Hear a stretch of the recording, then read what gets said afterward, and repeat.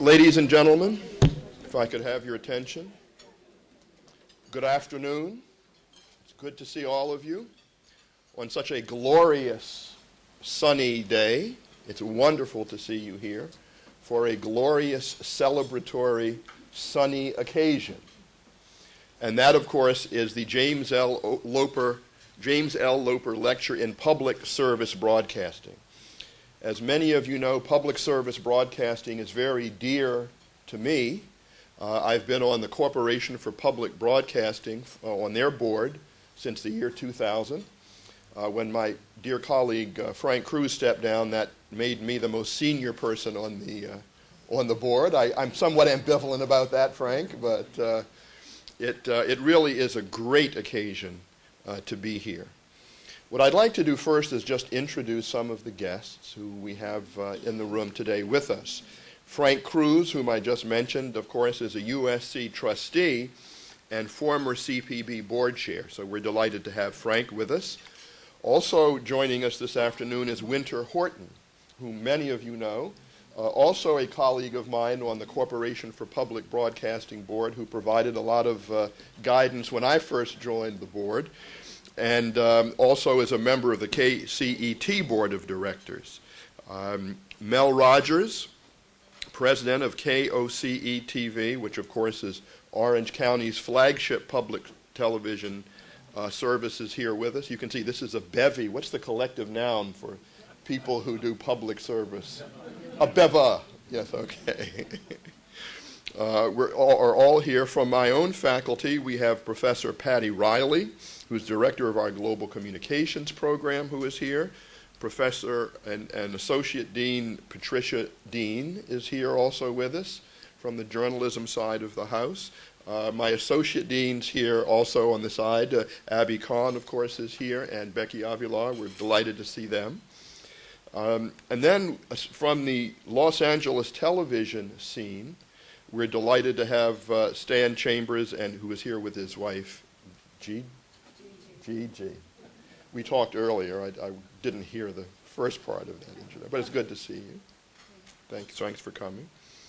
I would also like to introduce Mr. and Mrs. H. Russell Smith, who he, of course, is a pioneering businessman and philanthropist who has really made huge contributions to this work and this industry that we love so much and is so important to democracy in the United States. So we are delighted that they are here as well.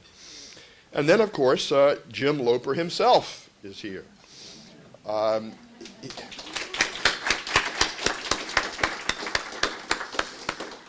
Like many good people, he is a USC Annenberg alum. I want to start off with that.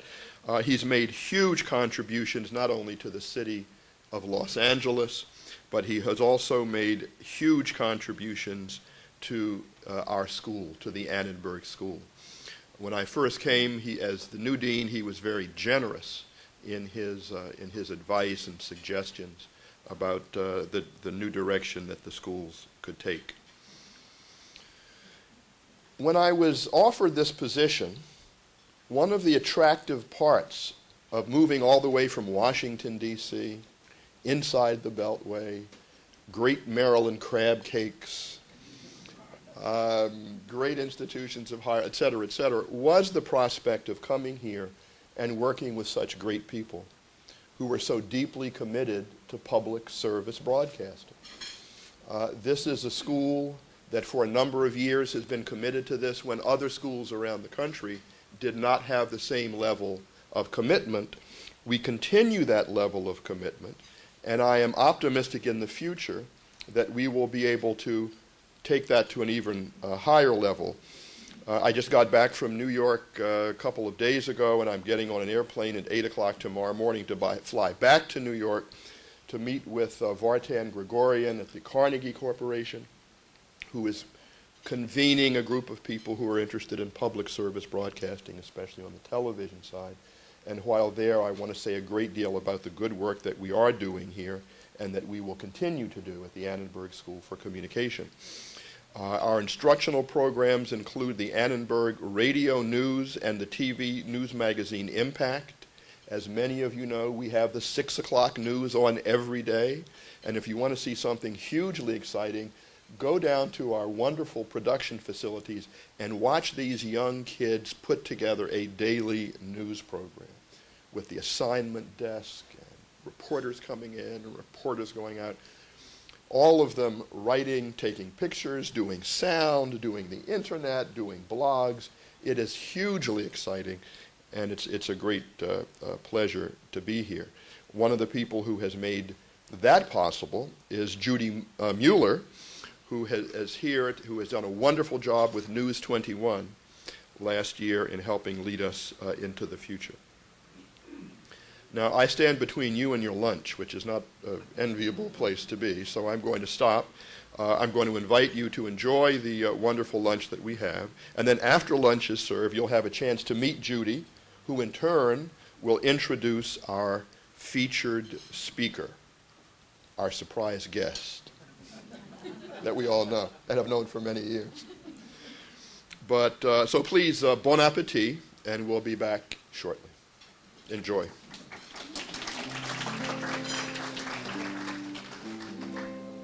Ladies and gentlemen, if I may have your attention, I hope you have dined well and had good conversation.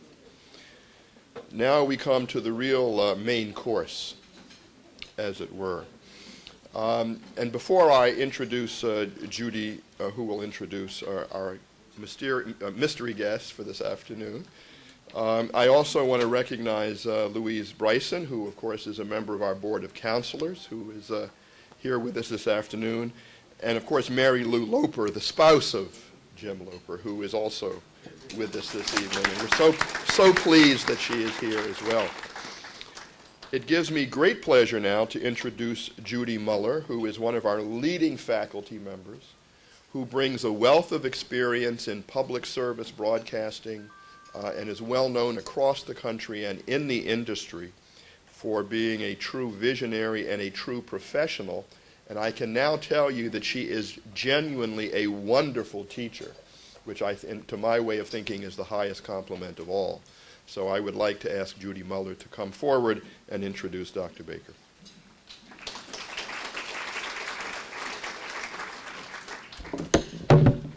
Thank you, Ernie. I'm delighted to join in the celebration of my friend Jim Loper and to introduce our featured speaker. For 20 years, Bill Baker has served as CEO of the Educational Broadcasting Corporation, which operates New York's WNET and WLIW. Under his leadership, Channel 13 has become the most watched public television station in the United States. It is also the nation's leading producer of cultural and arts programming. You're familiar with his shows, I am sure. Charlie Rose, American Masters, Now with David Brancaccio, Bill Moyers' Journal, Great Performances, Nature, the list goes on and on. A visionary leader, he has led stodgy public television into the new media landscape. Check out their website. You can even read Dr. Baker's blog at www.13.org/blogs. He came to public television after a distinguished career as a broadcasting executive in the corporate world, where he served as president of Westinghouse Television and chairman of Group W Satellite Communications. He's held key positions at stations in Cleveland, Baltimore, New York, and here in Los Angeles. Honored with numerous awards, truly too many to name here, I will mention that he's won 6 Emmys and 2 DuPont Columbia University Awards. He is a member of Broadcasting and Cable's Hall of Fame and a couple of other Hall of Fames I've forgotten. And we are delighted he is here. And before I introduce him, I want to read to you a draft resolution that was just passed by the Board of Directors for the Corporation for Public Broadcasting. The Board of Corporation for Public Broadcasting recognizes the extraordinary contributions of William F. Baker, who has worked tirelessly to ensure that public television reaches its highest educational, entertaining, and inspirational potential. Mr. Baker's service for the last 20 years as President and Chief Executive Officer of the Educational Broadcasting Corporation, licensee of 13 WNET and WLIW, has capped a career spanning more than 40 years in diverse aspects of both commercial and public broadcasting. Under his leadership, WNET began broadcasting 24 hours per day and expanded its role as a leading producer of public television content. Educational Broadcasting Corporation raised more than $1 billion during Baker's tenure and secured the largest endowment in public television history, enabling its move into a state-of-the-art production and broadcast facility and to the forefront of the revolution in digital media. Mr. Baker's career has shown how passionately he believes in television's potential to help its audiences learn. There's a thought. Creating the National Teacher Training Institute, the Educational Resources Center, as well as 24 educational channels and on-demand program services for children, and making 13 the first public television station to air GED en Español. The board extends many thanks to William F. Baker for being a trailblazer and steadfast advocate for public television and for his other innumerable contributions to both commercial and public broadcasting over the years. Ladies and gentlemen, Dr. William F. Baker.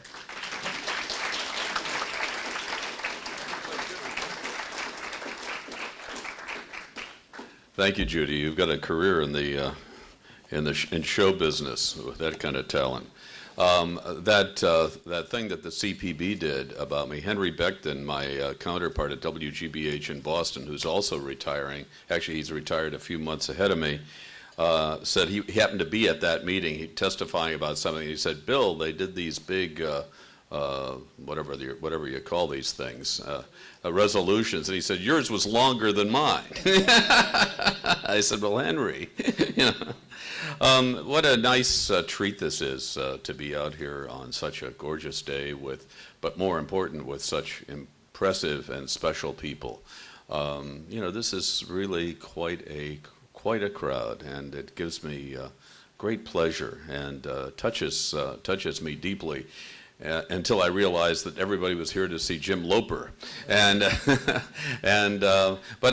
one person did come. Actually, he came last week because I gave him the wrong date, and didn't find anybody here, and he made it back again. Wayne Baruch, who is a friend of mine, Baruch, from about 40 years, I'd say. He used to visit me when I worked at a TV station in Cleveland, and this is the guy sitting at that table who produced the Three Tenors. So that's pretty cool, don't you think? And so I've got a little stuff here to kind of chew on, and I've got a lot of content in this speech that I worked up, so I'm unfortunately going to have to read most of it, but because it's going to be reprinted and all, and I already sent a copy to Vartan, Ernie, and so he's got it now. I'm a fast mover. I wanted to say that I really am honored to be here today to deliver this third annual Loper Lecture on Public Service Broadcasting. Jim's contributions to this vital area in the broadcasting industry continue to be, I think, an inspiration to everybody in the field and everybody in American media. He's always stood for quality and integrity. We have much to gain looking back at his career and the era in which he made such a lasting impact on public broadcasting. During the 1960s, when Jim was instrumental in establishing a non-commercial television station out here in Los Angeles, public broadcasting was in its infancy. But in a world of the three big networks, there was a well-defined need for a community-based, not-for-profit television station with a strong educational mission. Back then, public television stations were a unique facet of American mediascape. Institutions like KCET, which Jim Loper helped create and which he ran for many years. By the way, Bill Coben is here, who also ran the station for many years. They provided the kind of programming that was found nowhere else. In those days of the famous television dial, where else could you turn to explore the cosmos, enjoy opera, investigate history through the eyes of a scholar, or to learn to appreciate the wonders of fine art? By the way, that's still one piece of the business that we still own. We in public television really don't have any competition in the high arts, especially musical performance. While commercial media was increasingly preoccupied with the spectacle of light and light entertainment, public television created a space for the intellectual, the artistic, cultural pursuits, for ideas, depth, reflection. Public television was like a park in the midst of a boisterous city, a place to slow down, to breathe, to gain perspective. So much has changed since then.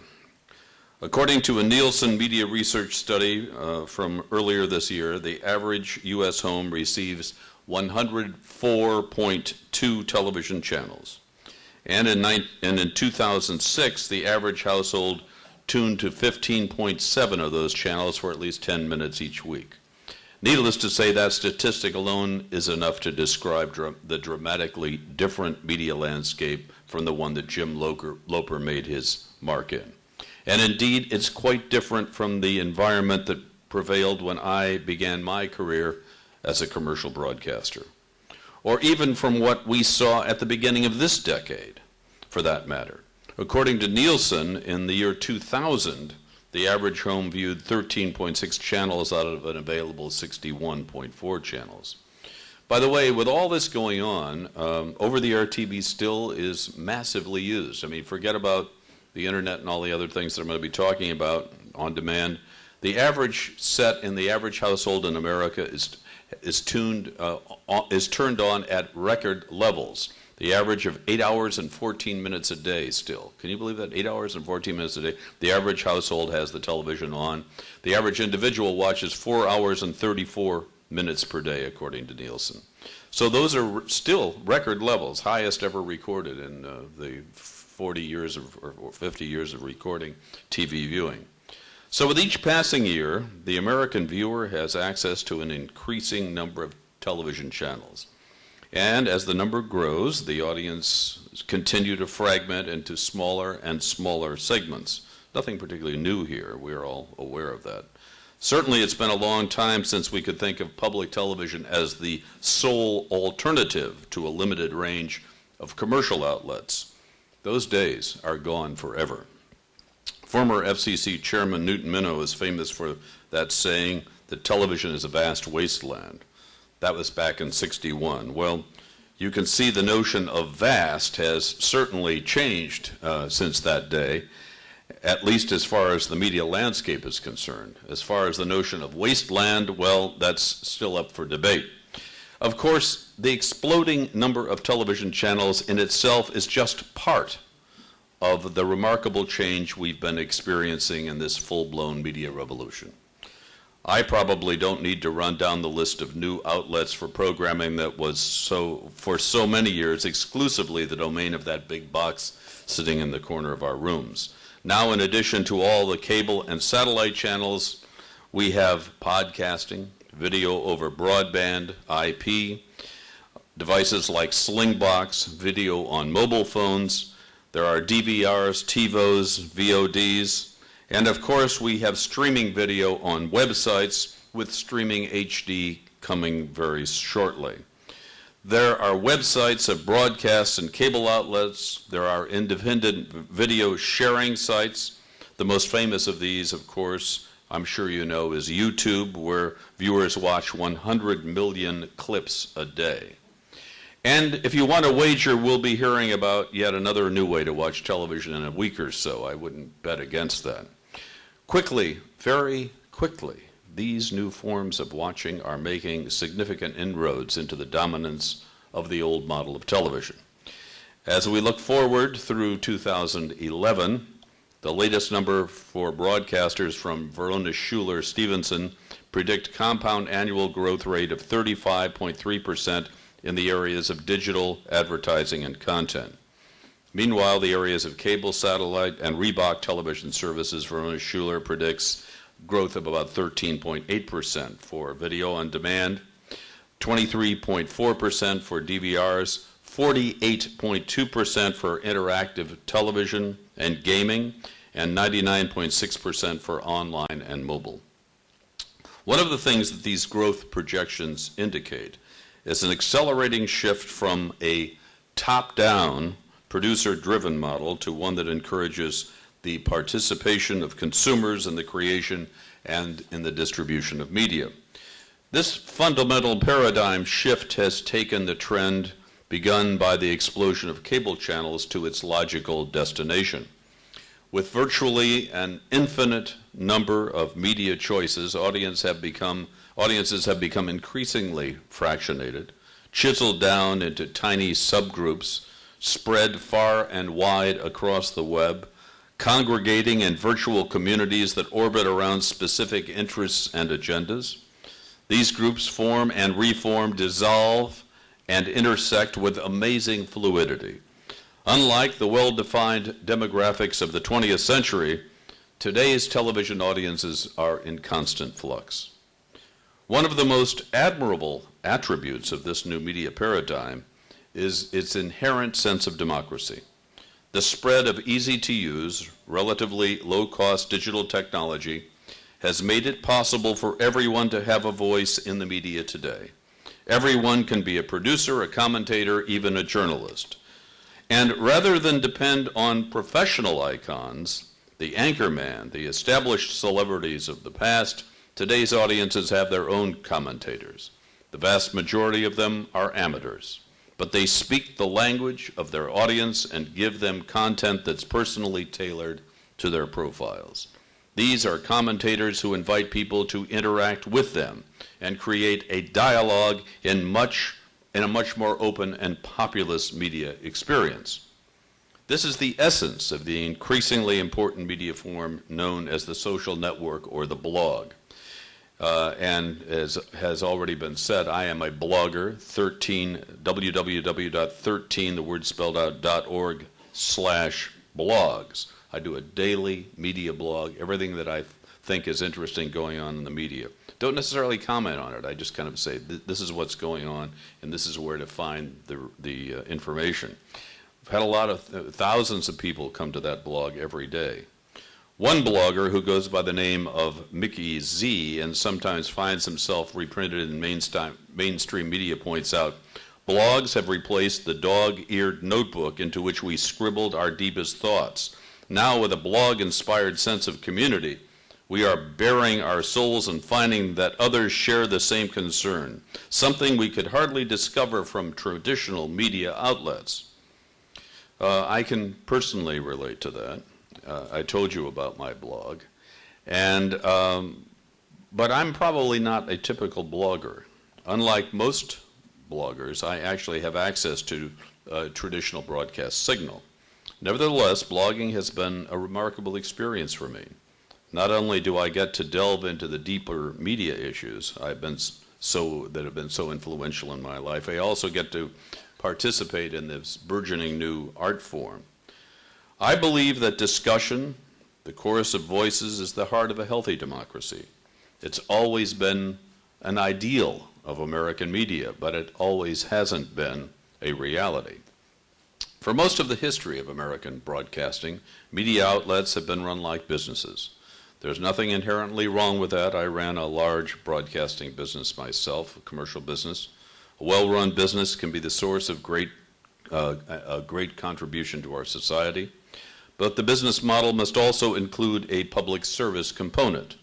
The airwaves, after all, belong to the public, and the corporate licensees of those airwaves have always had at least a theoretical duty to give something back to society for being able to use those airwaves to make money. And with government regulations to keep broadcasters mindful of their obligations, we had many years of a balance between pure profit and pure public service. But during the last 2 decades of the 20th century, the emergence of a more laissez-faire attitude on Capitol Hill led to both horizontal and vertical consolidation and acutely increased competitiveness. With each new push by the commercial sector to monetize the airwaves, public service got trampled.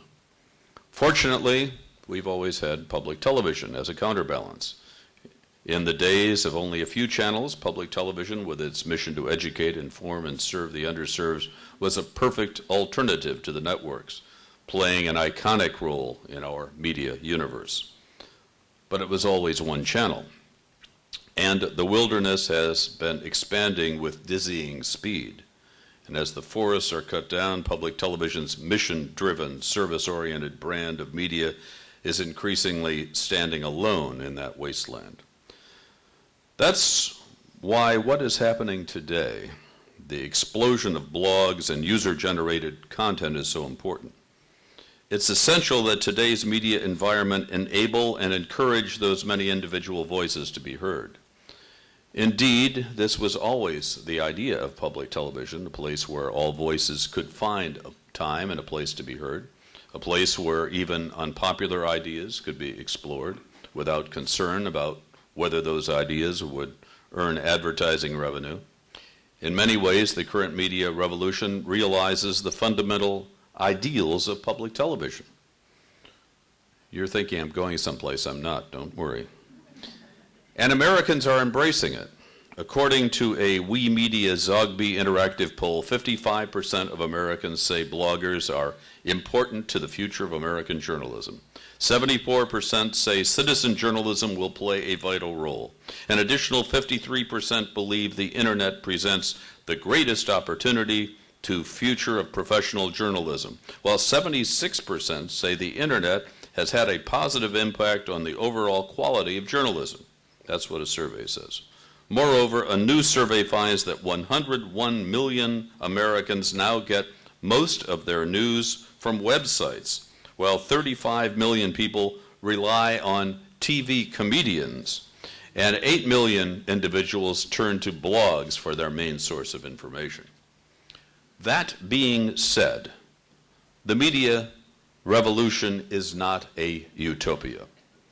There are pros and there are cons. On the plus side, as I've said, everyone has a voice. And on the minus side, everyone has a voice. One of the problems we see today in the overall media picture is a lot of chatter and lack of coherent, overarching discussion that unifies us and moves us as a society. In his book, The Cult of the Amateur, Andrew Keen argues that all the blogs and wikis and video sharing sites are undermining the expertise and authority of established media industry institutions, such as newspapers, publishing houses, record companies, TV stations. Keen assertion is supported by a potentially troubling new study just out last week showing that 84% of the journalists say they would use or already have used blogs as a primary or secondary source for their articles. Because of this proliferation of the amateur, often anonymous reportage, our news is now made up of hyperactive celebrity gossip, says Keen. Indeed, it's a great irony that we have more people than ever before in history publicly expressing their opinions. Yet perhaps never in history have we been so isolated from and unclear about the stories that really mean something in our lives. Writing in the Columbia Journalism Review recently, Charles Lewis noted, "Never has there been a greater need for independent, original, credible information about our complex society and the world at large. Never has technology better enabled the instantaneous global transmission of pictures, sounds, and words to communicate such reporting. But all of this is occurring at a time of absentee owners, harvested investments, hollowed out newsrooms, and thus a diminished capacity to adequately find and tell stories." Lewis goes on to lament, "There simply are fewer and fewer professional reporters monitoring power in America and the world for American readers and viewers. Indeed, if there is one consistent victim from the combined trends of deregulation, media consolidation, and technological innovation, it is the quality of journalism." Consistently the victim, quality of journalism. As a columnist in the Daily Utah Chronicle put it, it is beginning to seem like the term news is used loosely with no connection to the related piece's newsworthiness. As the television channels have moved to increase viewership, they have abandoned responsible reporting in exchange for entertainment purposes. The local television news has little meaningful information and instead is filled with junk. Journalism is reaching new lows and is moving more and more toward tabloid-like reporting. That commentator may have been thinking about one of the most notorious moments in the history of local news. This last summer, KYTX, a station in Tyler, Texas, hired a swimsuit model without a day of journalistic experience to anchor the newscast. To make it even more problematic, the whole grand experiment was itself the subject of a reality TV show. Thankfully, the reality TV show was canceled after its first episode, and it's not clear yet what happened to the swimsuit model. That's, of course, an extreme example of where things are headed. Much more sobering and controversial, perhaps, is Rupert Murdoch's takeover of the Wall Street Journal. As Julian Friedland wrote recently in a column in the Denver Post, what Murdoch has learned and embraced perhaps more than anyone is that in-depth investigative pieces are boring. What's more alluring is mixing news and opinion to provide a sense of debate, no matter how far removed either position is from the actual facts. There's nothing like a good fight to keep people's attention, and keep as many people's attention as long as possible is what matters to the bottom line. When I read these words, I take special pride in the fact that 13 WNET in New York, the station I've been privileged to lead for the last 20 years, has been producing a national PBS series called Exposé, America's Investigative Reports. This acclaimed series, a series that just won the big national Emmy, beating out 60 Minutes and others in journalism. This acclaimed series, one of the several in-depth public affairs programs we produced, follows investigative reporters all around. We find the best investigative reporters often at small newspapers around America. It's a unique series, and what we do is we go and we have them kind of go back and see how they worked on their story and develop the story. And it's a fascinating TV show. And I don't know what time it's seen in Los Angeles, probably 4 a.m., I'm not sure.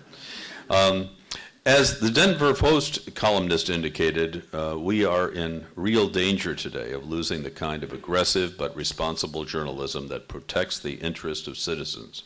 Under the pressure of continued consolidation in the media industry, newsrooms continue to close and be merged. Many local newscasts, especially on radio, are actually canned central casts. Eric Kleinberg, in his book Fighting for the Air, looks at the danger of this trend. When a train derailed in a small North Dakota town in 2002, spilling deadly chemicals into the air, the Clear Channel radio station that was the closest to the accident was running an automated repeater, a victim of station consolidation. Without anyone in the studio to go on the air to report or warn the people to stay indoors, lives were endangered. This radio station sitting there just, didn't know anything because it was being run out of New York or something.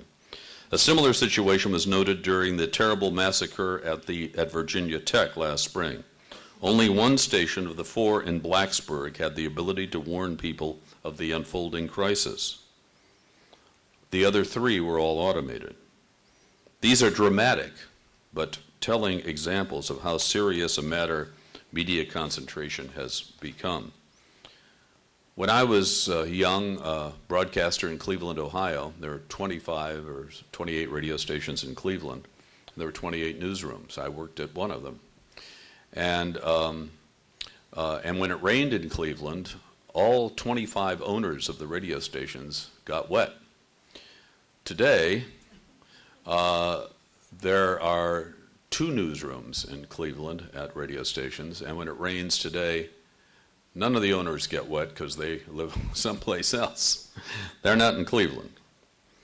The question must be asked, given all I've been saying about the proliferation of channels and blogs and internet outlets, should we really be concerned if the traditional broadcasters and print outlets are bought up and consolidated by larger companies. Aren't those TV stations and newspapers just dinosaurs on their way out of business? The short answer is that we should be very concerned. Despite the rise of the internet and mobile devices, broadcasting outlets, in the words of FCC Commissioner Michael Copps, are still the primary critical sources of information for the American public. Nearly 60% of adults watch local TV news every day, and it remains the nation's most popular information source. In a statement about 2 weeks ago, FCC Commissioner Jonathan Adelstein lamented that the state of news media today, he said, "It's so clear from our hearings that local issues that the electorate needs to know more that's just not being covered in a way that prepares voters to make educated decisions." Adelstein said, "In community after community, we hear from citizens that serious coverage of local and state government has been diminished. There is virtual blackout of coverage of state and local elections, and while news operations say they have to slash resources, some are offering up to $1 million for an interview with Paris Hilton. Real investigative journalism and thoughtful reporting have given way to if it bleeds, it leads mentality." Is it any wonder that a recent poll conducted by the Pew Research Center found that a majority of Americans believe that the news media are politically biased, inaccurate, and don't care about them? And in a We Media Zogby study I cited earlier, 72% said they were dissatisfied with the quality of American journalism today. So where does all this leave us? That's the problem. As you can see, there are forces pulling in a number of directions. The new technology is leading to an increased number of media outlets. This is offering positive possibilities for freedom of expression and creativity.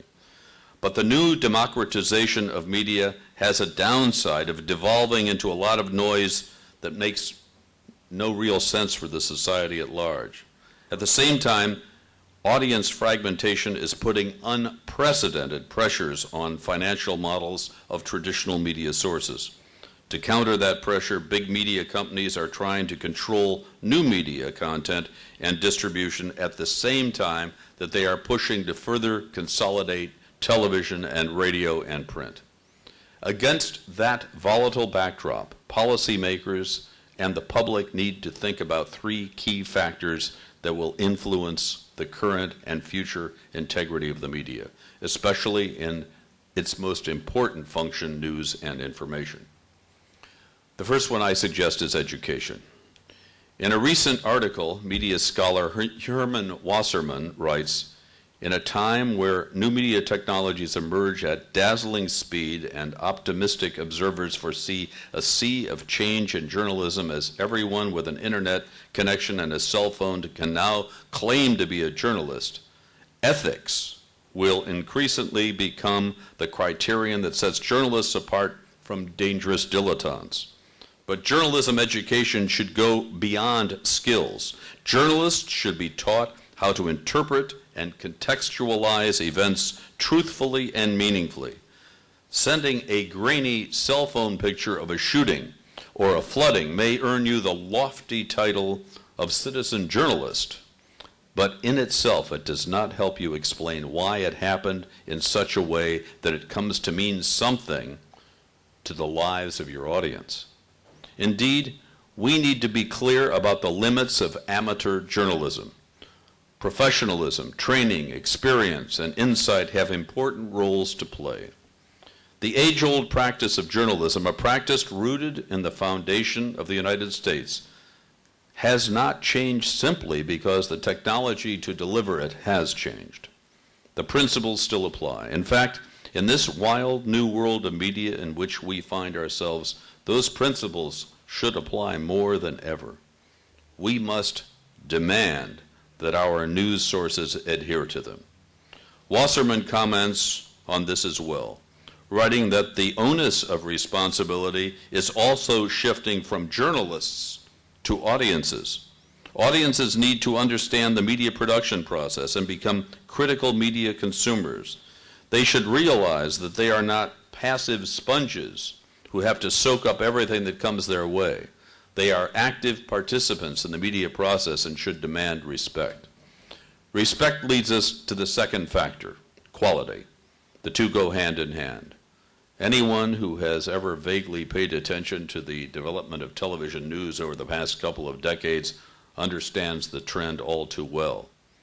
And as Commissioner Adelstein noted, if it bleeds, it leads. Violent crime, disasters, death, and mayhem are always in the headlines, followed by entertainment, gossip, weather, and sports. That's the so-called news. That trend has been propagated by media companies that believe it's what their audiences want. Now here's the surprise. The Project for Excellence in Journalism studied newscasts of over 150 television stations over a period of 5 years, and what they found is that people prefer quality over sensation. Drake Bennett of the Boston Globe writes, viewers, the study found, are perfectly willing to watch stories on education, policy, or tax debates. In many cases, they'll tune into those stories but flip away from a segment on a celebrity divorce or a deadly highway pileup. And they'll consistently reward in-depth reporting with higher ratings than more cursory stories, no matter what the topic. Bennett adds, the findings suggest that the shift to violence and voyeurism has left everyone worse off. Viewers fed a diet of out-of-state car chases are left knowing less about issues like schools that actually affect them. And the TV stations, in clumsily catering to an audience they misunderstood, may actually be sabotaging their own ratings. Imagine that. Audiences are intelligent after all. It's a proposition that we in public television have pushed since the very beginning. Finally, the third factor we should consider is independence. One of the most vexing issues facing all of the media today, especially news media, is the compromise of editorial independence, whether it be concerns about advertising revenues or political agendas. The media need to be insulated from the factors that may introduce bias and corrupt objectivity and quality. Because we in public television are constantly struggling to raise money with no strings attached, we find ourselves in an especially challenging situation. I can tell you that from personal experience. It needn't be that way. All we have to do is compare ourselves to the BBC. Federal funding for the public broadcasting in America amounts to about $480 million a year. Meanwhile, in the United Kingdom, the BBC receives $8.75 billion a year. The difference is astounding. $480 million, country half the size of the United States, $8.75 billion for the Brits. And even that meager $480 million we receive, the equivalent of $1.53 per American per year, is a sum we have to battle for constantly. About the price of a cup of coffee gets every American a year's worth of quality, high-content programming, not to mention educational and community outreach that aren't found anywhere else. You'd think every business leader and investor in the country would sit up and take notice. For $1.50, you get an assured source of thoughtful, educational, relevant, respectful, diverse programming. No shouting, no scandal mongering, no rampant commercialism, just Media America trusts. And trusts us they do. For the past 4 years, a Roper poll has found that Americans consider public television to be the nation's most trusted institution among all national organizations, including the government, the Congress, the courts of law, other media institutions, everything. And whether we're producing a nationally respected public affairs series or a humble blog, that bond of trust is something we are pledging not to betray. When Jim Loper started out on his quest to create a new kind of broadcaster in Southern California, he was promoting that very idea. the idea of trust. And all these years later, amid all these dazzling changes in our world, the essential value of that kind of trust hasn't changed. My belief is that if there's a model for good media in this crazy new world of American media, that pledge of trust should be at the heart of it. Whatever transformations the media as a whole may make in the next years, and there will be dramatic ones, waiting on the horizon, no doubt about it, public broadcasting can and must be guided by the core sense of trust. I have no doubt that all of you in this room share my concern about the existence of media that makes a meaningful contribution to our society. We're joined by millions upon millions of citizens across this land who feel the same way. Together we share the responsibility to keep that kind of media present and active in America. It's up to all of us to ensure that public broadcasting remains strong, independent, and able to fulfill its unique role in our lives. In this dizzying new world of American media, public media is and will continue to be more important than ever before. I thank you.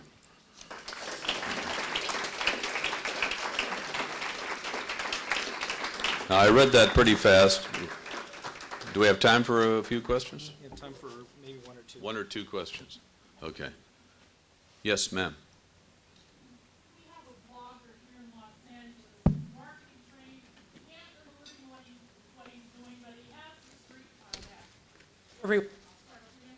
Blogger here in Los Angeles, AKA, don't worry about it. Can't earn a living. He's living on the streets yet. Everyone calls him, blogs daily. He's back in Cleveland right now because his father died, but at least he's got a roof over his head. How can they earn a living? Here's a man dedicated, really isn't going to give it up. I've tried to convince him to take other jobs just to survive. How are they going to make it? Yet they have the ear of politics now, and I'm an activist, and I fight a lot of issues, and I fight a lot of corruption in Los Angeles. So if people like that have the ear, and the newscaster, the news people or shows are getting it from us, where can it change so that it becomes a living for those who have it? First, a couple of things shock me. First, there's corruption in Los Angeles. That shocks me. The second thing is that it is true that the great bloggers are all originally from Cleveland. I'm one of them. The answer is none of these bloggers, for the most part, make any money or look like they ever will be able to make any money. Another reason why we need real professional journalism. These are people that are all going to go hungry out there. I mean, it's going to be, it winds up being committed hobby, a committed hobby passion. It's just not going to work. That model is a broken economic model. So, and that's also forcing the traditional economic models, as I say, because I'm on the boards of some media companies, the newspaper companies, for example. It's collapsing their economics. So there are some real problems here. And I tried to dance around as many of them as I could, but that you're right at the source of it. As a matter of fact, the blog that I do, and you'll see that it's quite in depth. It takes more than just me to do it. I have a team of some of the top bloggers in New York contributing to me so that we can, edit it and put it out there. They're working for basically, scraps off the table. It's a real problem. Yes, sir. I'm concerned about what people watch. I'm also concerned when they watch. And I asked some people earlier if they had seen Morley Safer's piece last night about the millennial generation, which I thought was interesting while you're on a college campus. And nobody, now they can get it at different times, and there's no shared experience. Maybe the war, maybe the last shared experience television people were going to have with all the internet. Yeah, no, it's what we used to call in the old line television the common campfire.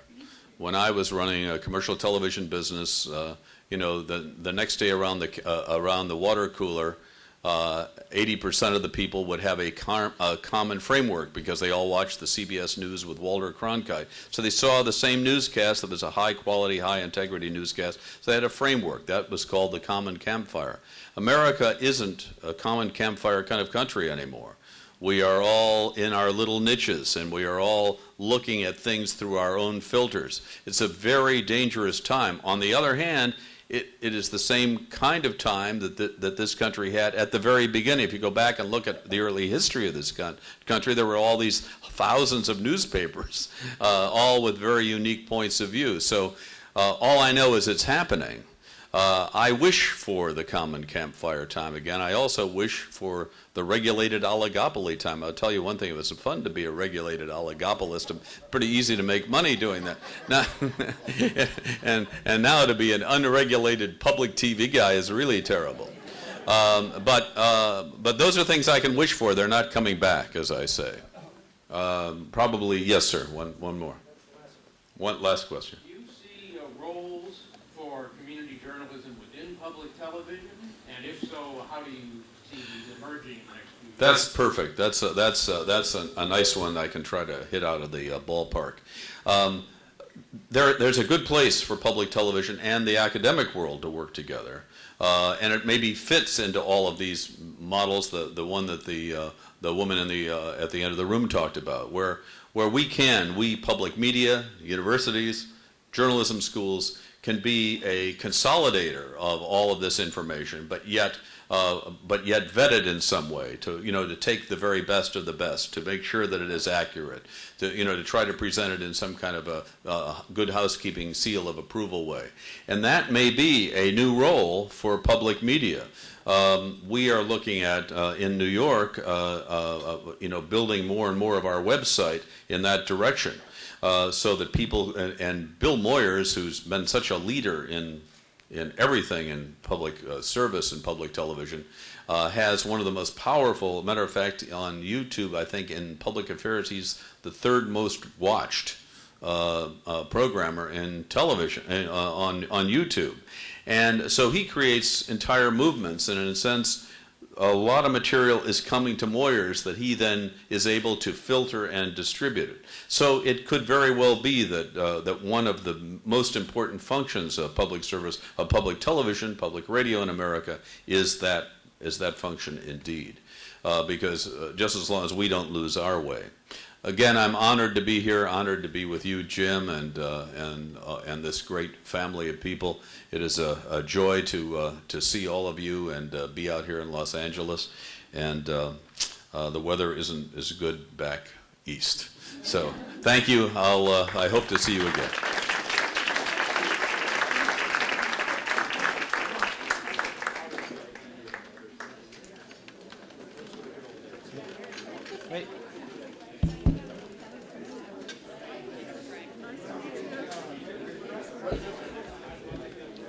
If I could ask people to hold on for just one brief moment.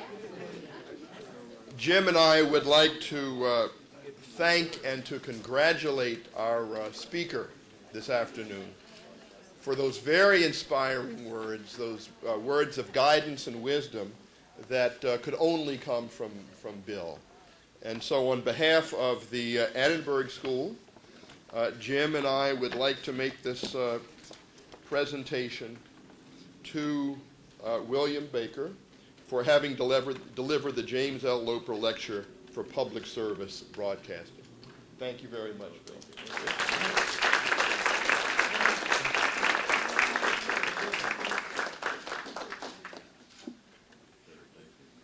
Thank you, ladies and gentlemen.